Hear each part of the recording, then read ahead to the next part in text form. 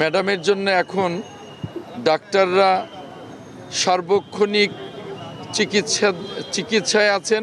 আমাদের যেটা করণীয় সেটা হলো পুরো দেশবাসীর ম্যাডামের জন্য দোয়া করা। আমরা চাই ম্যাডাম পরিপূর্ণ সুস্থ হয়ে আবার বাংলাদেশের মানুষের কাছে ফিরে আসুন, এটাই সবচেয়ে বড় বিষয়। ম্যাডামের এখন দোয়াটা অত্যন্ত প্রয়োজন।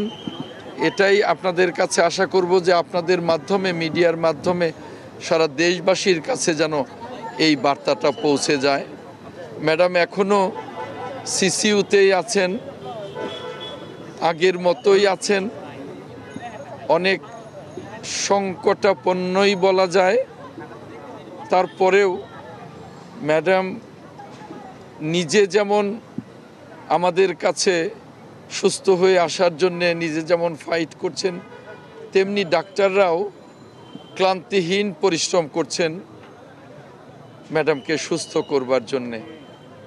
আমরা বাংলাদেশের কোটি কোটি বিএনপি সহ সকল রাজনৈতিক দলের রাজনৈতিক কর্মীরা ম্যাডামের জন্য দোয়া করছি। আপনারা মিডিয়ার বন্ধুরা সারা দেশে এই বার্তাটা দেবেন যাতে সারা দেশ বাইরে নিয়ে যাওয়ার কোনো ধরনের কোনো প্রস্তুতি কিংবা চিন্তাভাবনা একটা পর্যায়ে যখন ম্যাডামকে আনা যাবে, এটা ডাক্তারদের ভাষ্য যে ম্যাডাম যখন একটা পর্যায়ে বাইরে যাওয়ার অবস্থায় আসবেন তখনই ম্যাডামকে বাইরের চিকিৎসার জন্য নিয়ে যাওয়া হবে। সেজন্যে বাইরে বেশ কয়েকটি দেশে হসপিটাল ইতিমধ্যেই ঠিক করা আছে, এয়ার অ্যাম্বুলেন্স ঠিক করা আছে। এখন যে পর্যায়টায় গেলে ম্যাডাম এয়ার অ্যাম্বুলেন্সে যেতে পারবেন সেই পর্যায়টা এখনও আসেনি। সেজন্যে আমরা সকলেই দোয়া করি ডাক্তাররা যাতে সেই পর্যায়টায় নিয়ে আসতে পারেন।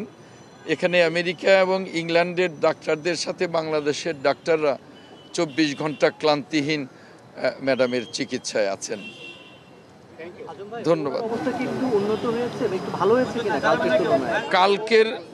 গতকালকের তুলনায় ম্যাডামের অবস্থা এখনও স্থিতিশীল আছে, ভালো হয়েছে বলা যাবে না, তবে কালকের তুলনায় ম্যাডামের অবস্থা খারাপ হয়েছে তাও বলা যাবে না।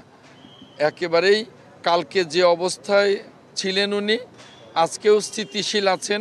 যদি একটু ভালো হতেন তাহলে তো সিসিইউতে থাকতেন না, নর্মাল ক্যাবিনে থাকতেন।